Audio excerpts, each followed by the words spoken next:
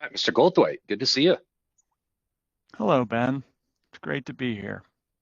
Yeah, it seems like just yesterday we just did our last webinar. So it's exciting, and we've got quite a few people joining here, and we're going to get going um, in just a sec. Oh, well, I'm happy to report we've got quite a bit of moisture, at least around the Front Range area here over the last couple of weeks. So Fantastic. yeah, it's no pun intended, but a drop in the bucket.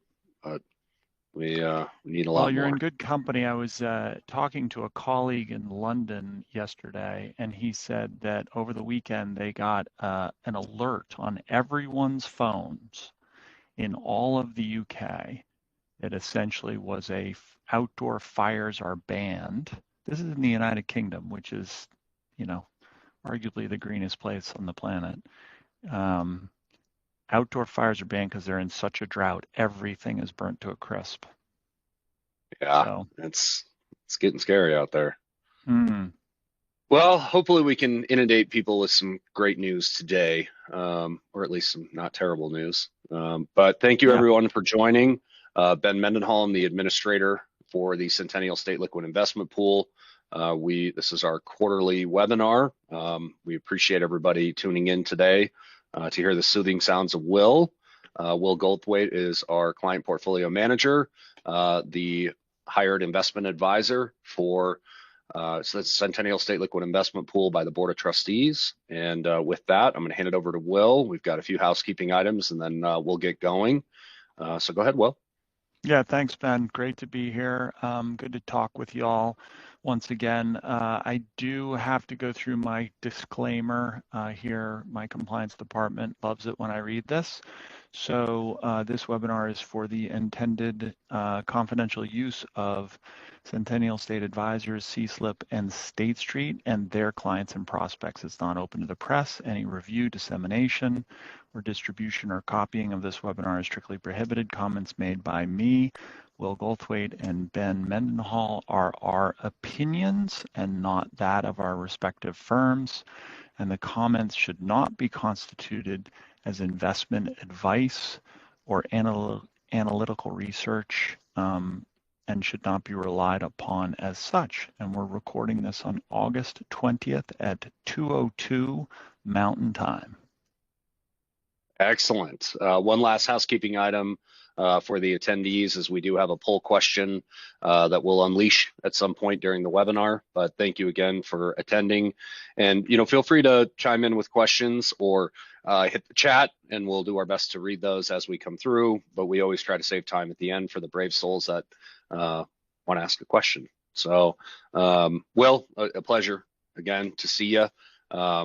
Pleasure again to speak with you here, kind of keep the whole podcast format, and it would appear we got a lot to talk about today, buddy.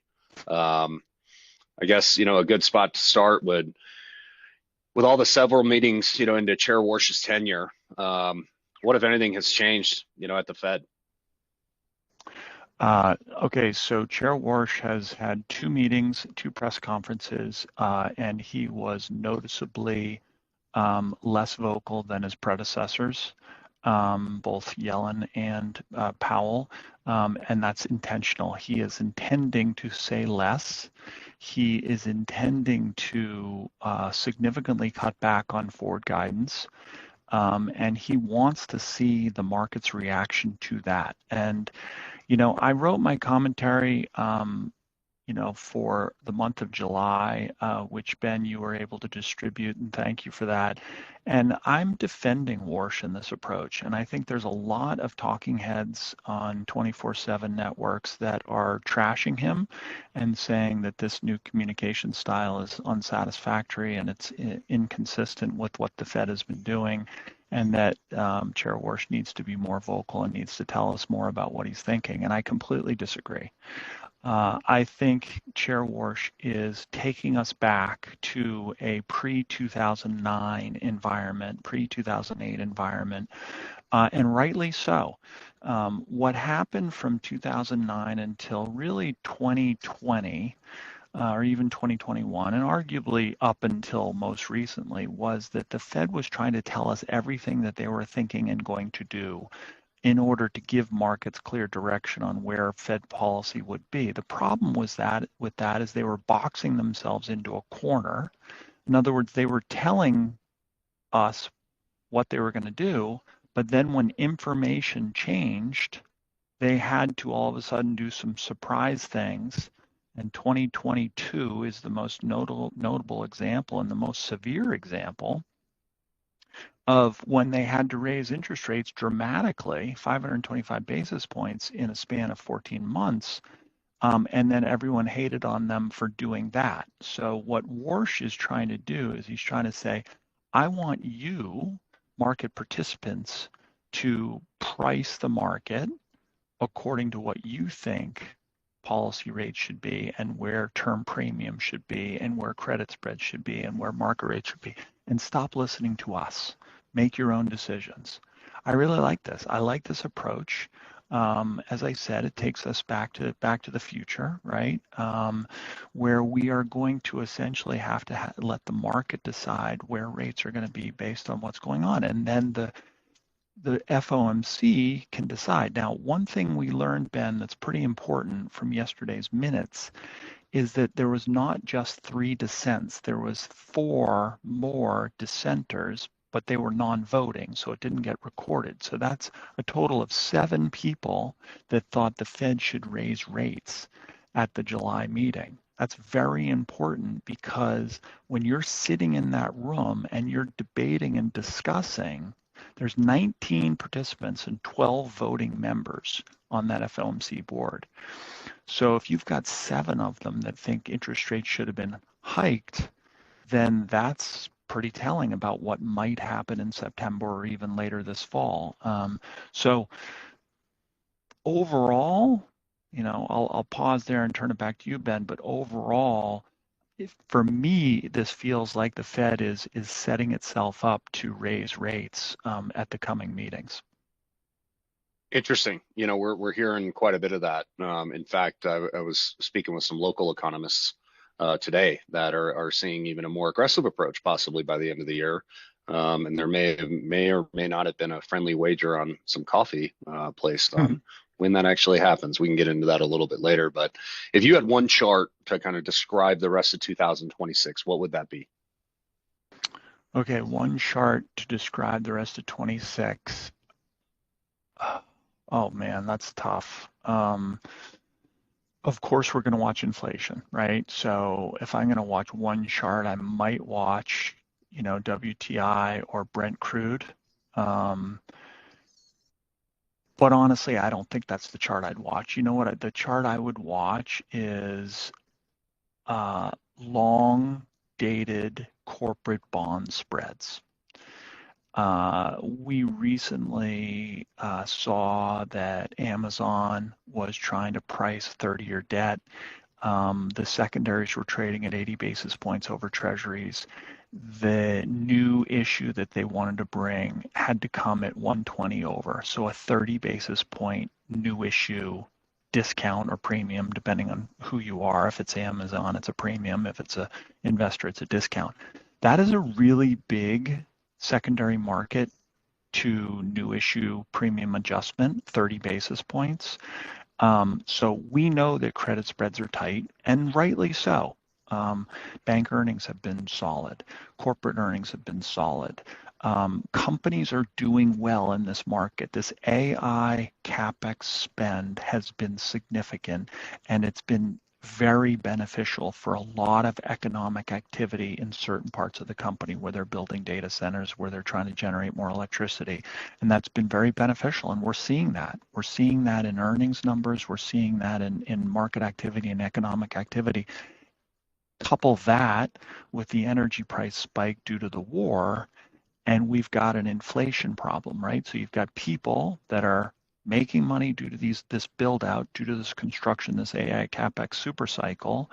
You've got a healthier economy because of that. You've got higher input costs, i.e. gas and oil, and you've got an inflation problem. So I'm wondering when does, as all technologies, come to market, and we've seen this, if you go back all the way to the canal projects of the United Kingdom in the early 1800s, you go to the railroads of the mid 1800s, you go to electricity of the or turn of the last century, you go to the internet, you go to desktop computing, right? You've seen all of these investment waves, and then there's a crack, and then there's a fall down, and then there's a recession, right? So this won't be any different, right? But the question is, when does that fall down begin? When is there a little bit of a crack in the foundation? Most recently, there was a company, I was just chatting with someone this morning, and they were telling me about a company, Vertiv Holdings. Vertiv Holdings is part of an electricity infrastructure company, and they've had record earnings. The stock price is doing incredibly well. They're basically selling to utilities, building electrical infrastructure around the country, but they forecasted slower growth in the coming. They beat on this last quarterly announcement, but they forecasted slower growth in the coming quarters, and the stock price got hammered. So that's what's going to end up happening, is you're going to start to see slower growth. So anyways, the chart that I'm going to keep an eye on is these large cap companies that are funding the AI build out, and how those back end corporate bond spreads are doing. Interesting. That's something that we probably don't think about enough, especially these days. And I mean, I guess that leads into, another question for you is, what do you think the biggest mistake that public fund investors could make over the next 6 months through the rest of the year? Yeah. I mean, do you think it's too defensive or reaching too far for yield? What are your thoughts there? Yeah, I would say don't reach. Now is the time to tick and tie your cash. Be in a highly liquid liquidity pool, be in bank deposits. This is not the time to reach. If you're offsetting a liability with an asset, right? If you're matching a liability with a purchase of a T-bill or an agency note, then that probably makes sense. But I would not be chasing any yields out the curve right now, because things are just too good, right? They're too good in the market. Everything's very liquid. Markets are buoyant. It's a rising tide. Equity valuations, although we've seen some volatility with some of these mega cap companies, credit spreads are tight, equity valuations are high, economy's good, unemployment's low. The labor market is something that we're keeping a very close eye on, but it's not really showing a whole lot of weakness, right? And we'll talk about that a little bit. So if I'm a treasurer right now, I am making sure that all my cash is ticked and tied. I'm making sure that I'm being very safe, very conservative, very liquid. Great. Well, I mean, I think the next question that comes to mind as you were talking there is I'm hearing the question right now. In fact, I had a call with a county earlier this week, and there's a big debate. Do we extend duration? Do we stay short? How are you thinking about that trade-off right now? And I mean, what could happen if you become more aggressive in that duration play? Yeah. There's a couple ways you can manage duration in your portfolio, right? There's curve, and then there's just outright duration. So what we're doing is we're letting duration roll in a little bit, but it's more about the curve exposure than the overall number. Yeah, the WAM numbers are drifting a little bit lower, but there's great opportunities on the curve with a Fed that, there's a 30% probability that the Fed's going to raise rates in September, right? So that means that is priced into the market. That means that there's going to be even a greater probability at the next meeting and the next meeting after that, right? We've got 3 more meetings this year. And so there's good opportunity there. So how do I take advantage of those rates and not mess up my duration? So I've got a 60-day WAM max. So I can put a whole bunch of money in 3 months and max out my duration. So that's what we're choosing to do. We're choosing to buy 3, 4, 5, maybe some 6 months, but less so now as we drift through August. And 6 months really puts me into February of next year. Prefer to stay this side of the calendar year. And like that 3, 4 month trade right now, because that's going to put me November, December. If the Fed does have to do something rash, let's say all of a sudden inflation numbers get hot. And then all of a sudden, now what's the market going to be doing? It's pricing 50, not 25, right? We've got Chair Yeah. Warsh who's feeling a little nervous. I just mentioned there's 7 other members of that committee that are feeling a little nervous. And so what we like to do is keep some duration in the portfolio, but do it in a very conservative curve trade. We're not going out and buying 9 months, 1 years right now. We're keeping it short, liquid, and being ready if all of a sudden some surprise 2022 event happens. Yeah, interesting, interesting. I mean, I guess, my next question is related around our favorite topic, cash. We've had a Mm. long, long, long period where cash has been highly rewarding. Is that opportunity starting to wane? Are you seeing changes there? I guess what does the successful funds portfolio look like right now if rates drift higher or lower? Yeah, I mean, this is a phenomenal time to be in cash, honestly. We're seeing asset allocators overweighting cash right now. We have a investment solutions team within State Street. It's separate. There's a wall that they operate behind because they're a multi-asset, multi-investor strategy group within the firm, and they share their quarterly asset allocation models. And they've got an underweight to corporate credit, to investment grade corporate credit, and they've got an overweight to cash. They've got sort of over underweights across the entire curve.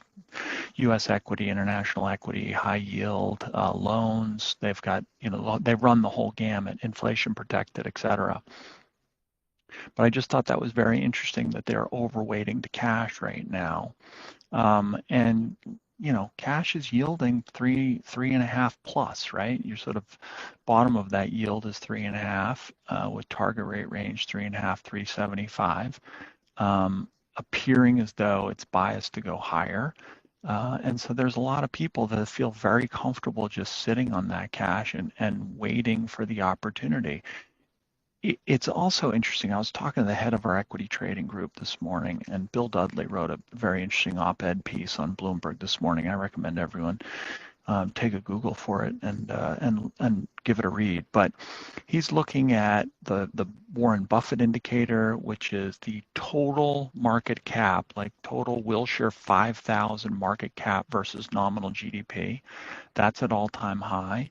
Uh, Dudley looked at the Case-Shiller S&P. That's at an all-time high. So there's a lot of things out there that are showing that risk assets are very expensive right now. You don't have to tell anybody in the Denver area about real estate, right?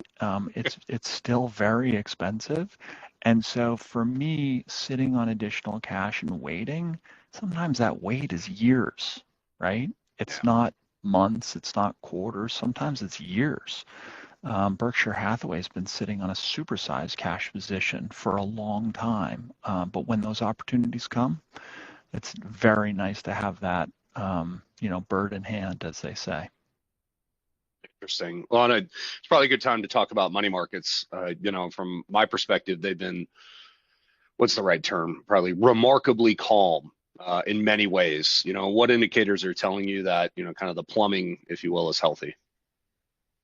Yeah, I know. I just think it's fascinating, right? Because things have been there's a little volatility in front end SOFR spreads, and we are seeing things move around. I mean, Scott Bessent, Treasury Secretary, his Operation Twist is interesting, right? Where he's agreed to double the size of the buybacks. And so what he does is he buys back that long-term debt and then pays for it out of cash or pays for it out of Treasury bill issuance. Um, and so that's a bit of a worrying trend. We're seeing back end yields. I mean, 30-year Treasury yields are higher than they've been since 2006. Mm. It's 20 years.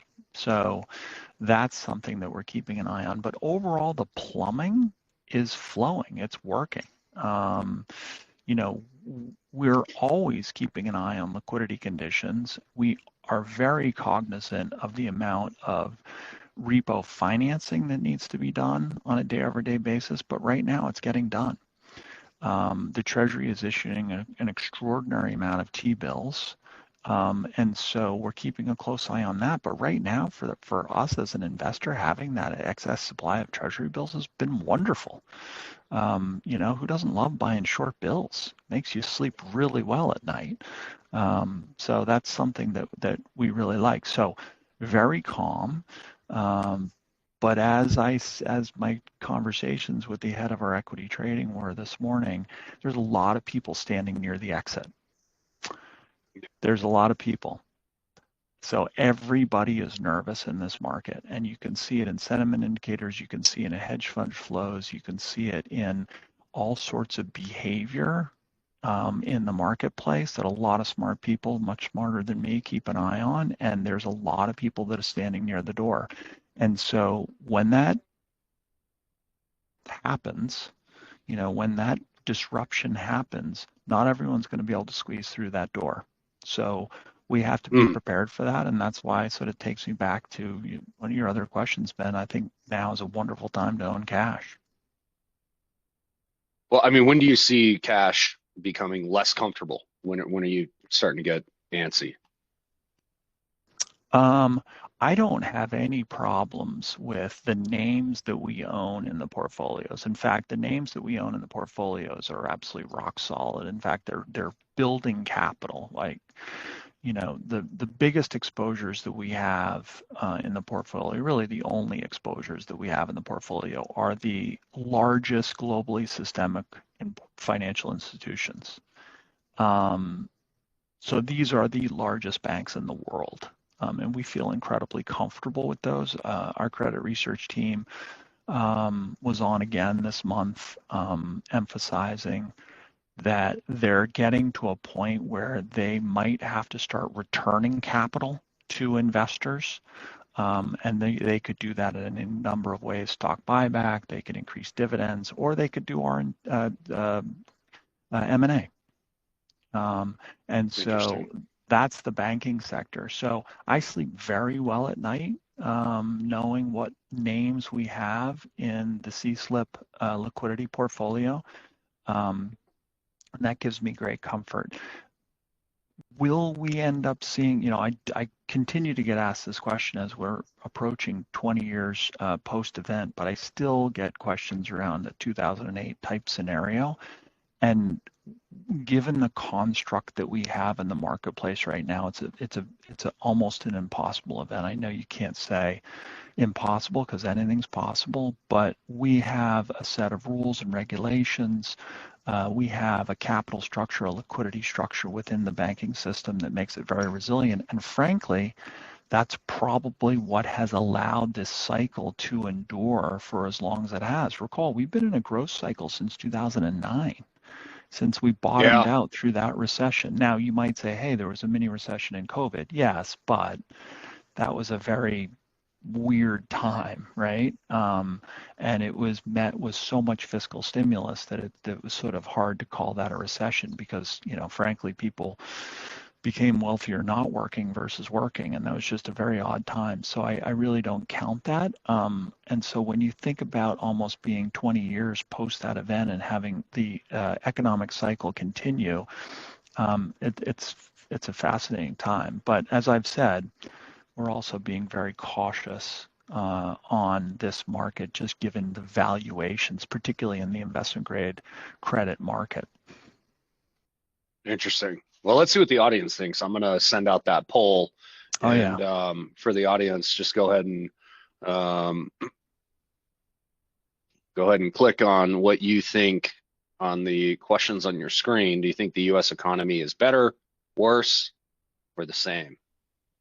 Keep it simple on the question, and I'll start to um, as we get some responses, I'll start to report those out. But let's talk about operating cash.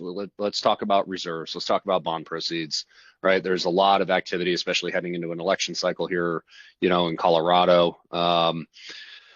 I mean, I guess, around those topics, are you seeing investors starting to manage those buckets differently than they did a year ago? And which side of that, whether it's operating cash, reserves, or bond proceeds, or deserve the most attention today? Yeah, it's a really good question, Ben. And I would say that I'm not seeing too much of a difference.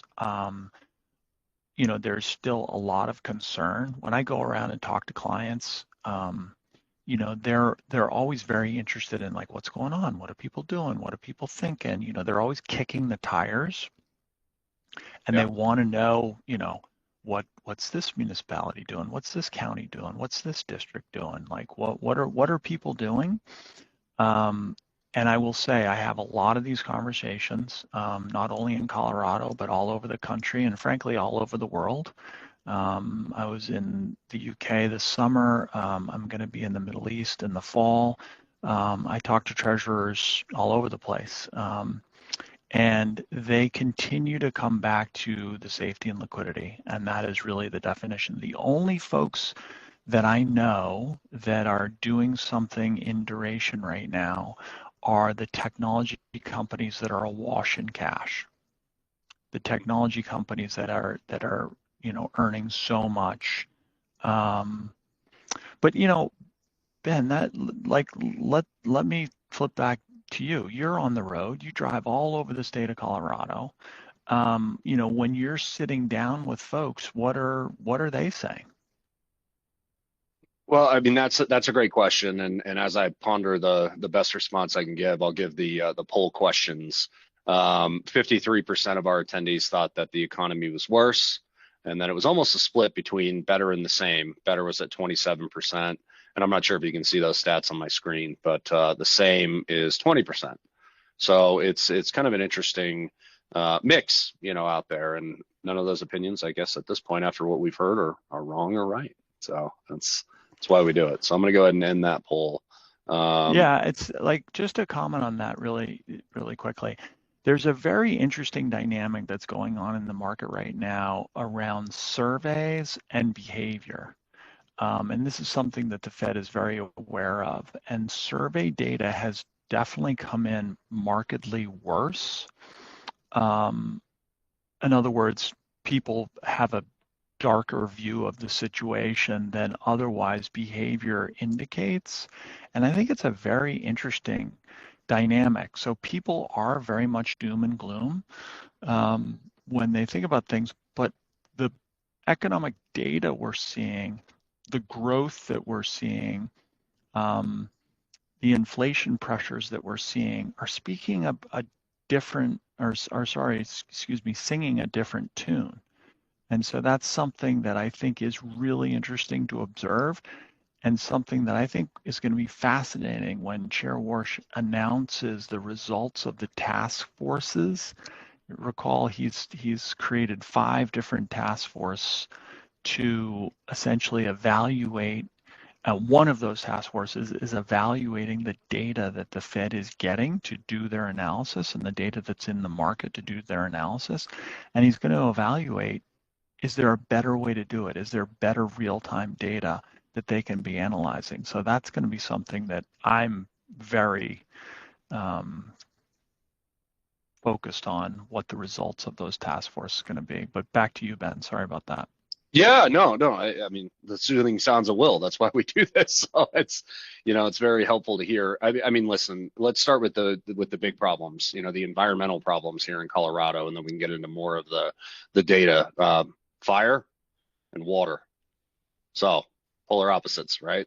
Right. One puts out the other one with a lack fuels the other. So last year we had a massive fire year. This year it kicked off a little early than what we're used to expecting, and now at the almost end of August, I hope that we can make it into when the snow starts flying to avoid another big one. Right? That's been a big problem. But I mean, it's the tale as old time here in Colorado, which is the cost of living. There's some other economic challenges that I'll get into here in a minute. A lot of our resort communities have seen flat sales tax revenues with the lack of snow. You know, there's, as a friendly reminder, there's 72 million people that rely on our rivers, primarily the Colorado at 40 million of those 72, and they're not getting it. You know, if you look at the pictures of Lake Mead and Lake Powell, I mean, they're Pond Mead and Pond Powell, right? You know, it's getting scary. You know, and I guess it's, you know, not our fault that the golf courses and, you know, the fountains in the desert need to be watered. But, you know, at the end of the day, I mean, we're hoping all here, you know, that we get a big winter, a lot of moisture, a lot of snow, not just in, you know, the resort communities, but statewide, you know, Eastern Plains included, right? We can't forget about our friends out on the plains. They need water desperately. Agriculture, you know, is really starting to see a big effect there. Having a conversation with one of our trustees recently who's has a background, you know, in that industry. You know, there's a lot of challenges going on. You know, on the economic data side, there's a few entities out there that are above the 1% kind of average that we're hearing with sales tax revenues. But the majority are, you know, kind of floating in there. And Steamboat, we were up there a couple of weeks ago for our board retreat and the county treasurers conference. And I sat with the city for a few minutes, and they forecasted 1% down this year, and they're sticking to that. You know, they've had a lot of conversations with council, and it'll be interesting to hear, you know, where a lot of that data starts to come through. But, you know, Summit County's had some challenges, southwest corner of the state, you know, specifically with the drought and some of the fires and, you know, mudslides. When I was in Durango a few weeks ago, I had to go all the way through Utah because half the mountain came down on Red Mountain Pass, and you know it's created quite a bit of challenges. And when a major kind of lifeline road like that gets shut down, you know, the communities like Uray, you know, for example, get really affected by that. So, you know, that's some of the bigger kind of environmental and some of the data, you know, pictures. But you know, having a fresh conversation recently with the University of Colorado, I've got some interesting data that, you know, they were able to provide for me. You know, Colorado, let me start with some good news. Colorado over the long term has always been in the top 10 economically when you look at all the different leading indicators out there as a state up until 2024. And here comes the good news with a little bit of not so good news on top of it is in the shorter term, you know, we're in the middle of the pack right now, and that's very unusual, you know, for Colorado. We have a very unique state with about 8 states all put together in one that makes up Colorado, very diverse economic and demographic backgrounds, right?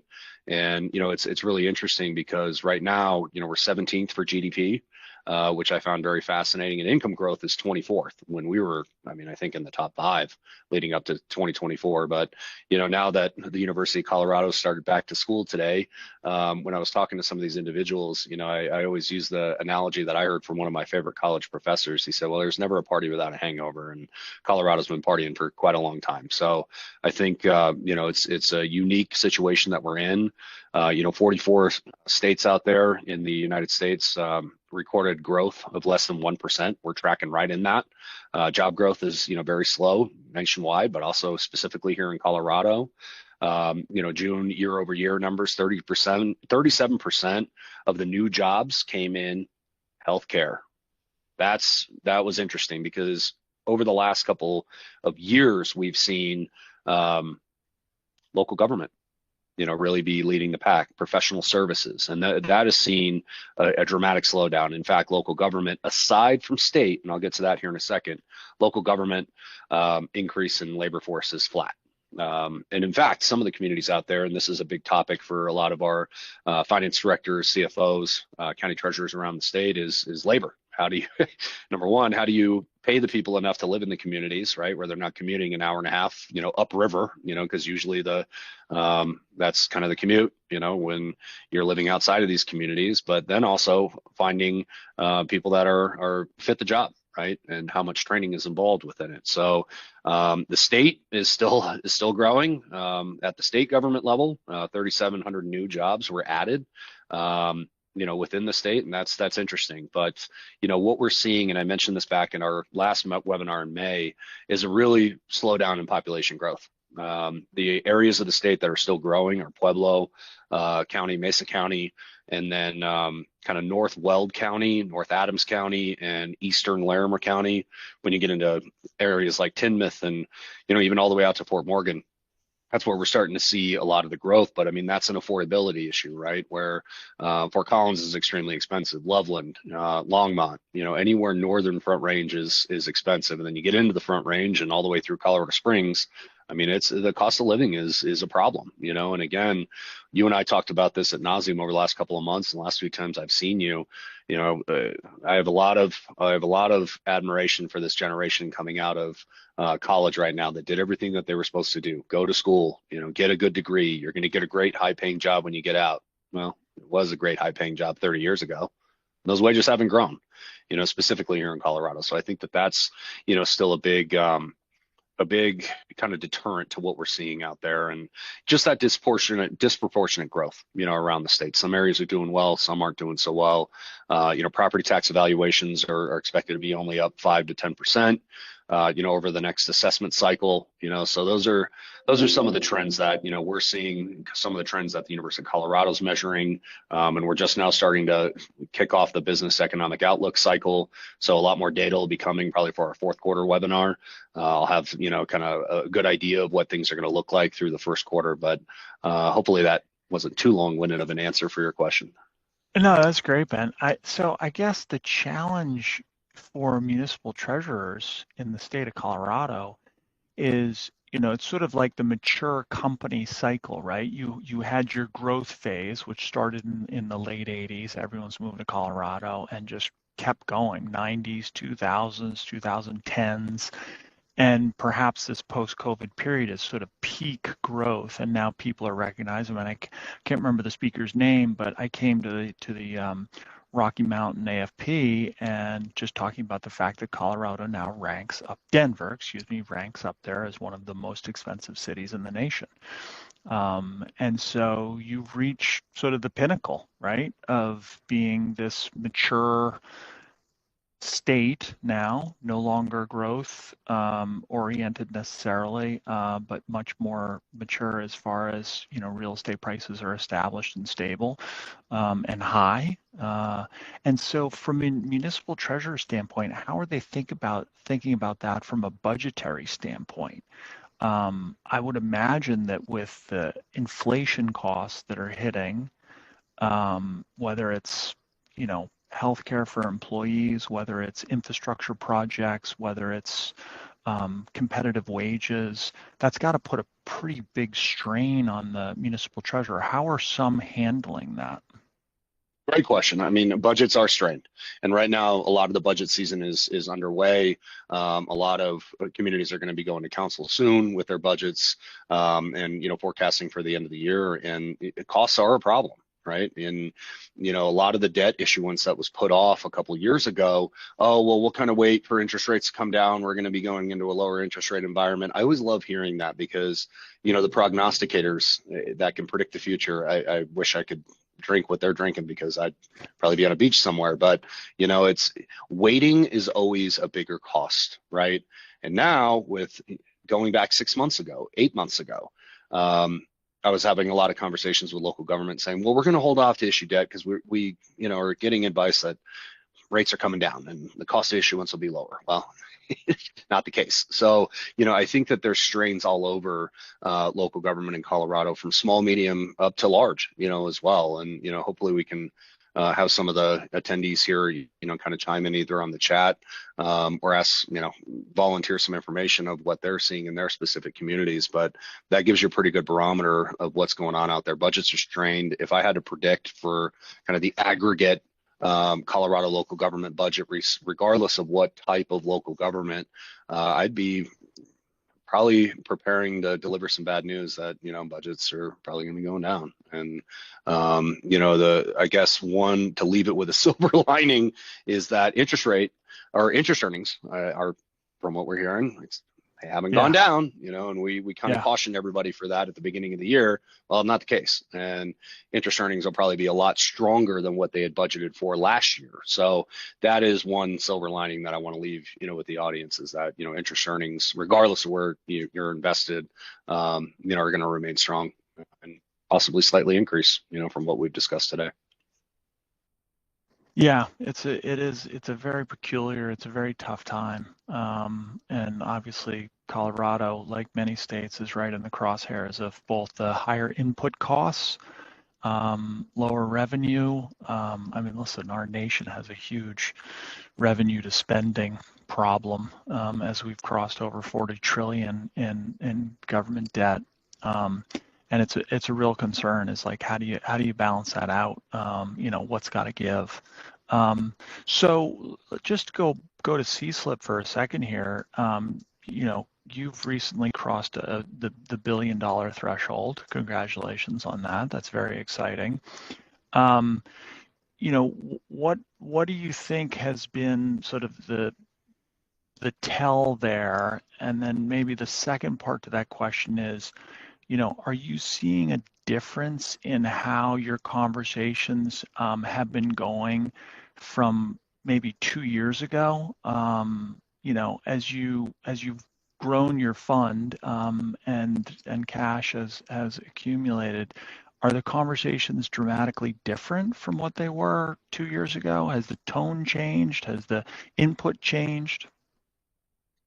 Wow, that's the question of all questions, and I want to start by saying that, it's been a massive team effort, really starting with our board of trustees, and their leadership, really focused on transparency. I learned recently that we're in the top 5% of local government investment pools in the country when it comes to disclosure and transparency. We actually conformed SEC Rule 2A7 money market fund disclosure and transparencies, and I'm not sure if you and I have even had a chance to catch up on that, but we are very transparent in what we do with all of our portfolio holdings. We actually put our subscriptions and redemptions on the website. Recently we put our map of where our participants are by county on the website, and to my knowledge, we're the only fund in Colorado that does that. So I think that a lot of people were waiting to see how we did. Right? Oh, this is a new fund. Well, we know the team is great. They've been around, since the beginning of time between Bob and Ben. And how is this going to go? Is the board going to continue to grow? Are they going to get the participation not only from the front range, right, which can help move the needle asset wise, but are they going to get participation around the state? And it's just remarkable to say that 2 years into starting to accept public funds, that starting out with 5 or 6 participants, now we're up to 60. With close to 1.1 billion in assets. I mean, that's just a remarkable story. And I think now that we've crossed that threshold, to your point, I think a lot of the other larger entities or larger bond issuances, because of the extra services that we provide at no cost, I think are going to start to really start to take us seriously. I mean, I think we've demonstrated we're not going anywhere, right? And we've got an excellent resource in your team serving as the investment advisor, an independent administrator.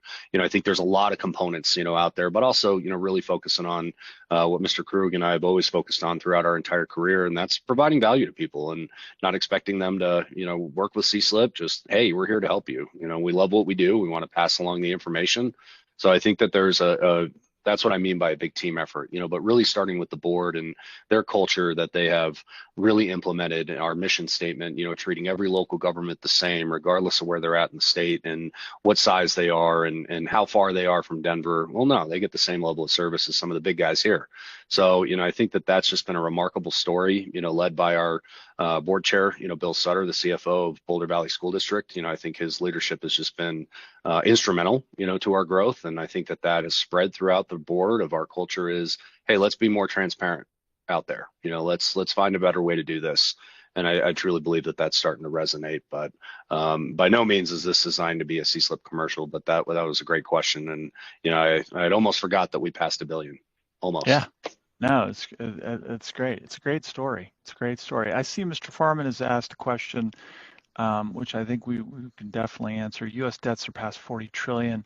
What major challenges does this now pose for the economy, and how will this enormous debt affect the average American? It's a phenomenal question, and it's a question that's being asked in a lot of developed markets. Ultimately, my opinion, taxes will have to be raised. This is very unfortunate, but I think it's really, really hard to cut the spending side, particularly because most of the spending is going towards Social Security and Medicare and Medicaid, with military being a close third. And so you know, the efforts of the Doge team and the efforts to try to cut off foreign aid and all that stuff, that didn't matter. It was de minimis. It's really the bulk of the spending in this country is just in those three things: Social Security, Medicare, Medicaid, and military spending. So, it's political suicide to talk about the first two. As far as cutting benefits, we already see some of the impact that it's having to the current president on some of the changes that he's made to some of those cascading entitlement programs. Been very negative. So my opinion is that some point in the next two administrations, there will become, not this one, but in some of the next two administrations, there'll be a day of reckoning, and then they'll just have a really tough conversation about taxes and taxes needing to go up. And this is unfortunate, but my personal view is I don't see any other way around it. So how does it affect the average American? It's recessionary is what it is. If you cut spending or you raise taxes, that is recessionary. That is a constraint on economic growth. So the current administration is running the economy very hot. The SEC's rule around crypto and the whole digital finance has been fascinating to watch as that space has grown tremendously. They're trying to deregulate. They're trying to create avenues for growth within financial services. They're trying to give banks more room to lend into the real economy, which is great. It's awesome, except the revenue side hasn't really changed. And so ultimately, like I said, it won't be this administration, but either the next one or the one after that will ultimately be faced with a really tough task. And it's going to come through the bond market. The bond market is going to say, I'm going to stop buying your 10-year, 20 and 30-year debt. That's going to price significantly higher, which it already has. And there's really not much that Scott Bessent's going to be able to do about, even with Treasury buybacks. There's not much he can do about it. So I hate to be sort of a doom and gloom guy, but ultimately, the way I see it is that higher taxes are the only way to fix that issue. So sorry, Doug. It's not a very happy answer on a Thursday in August.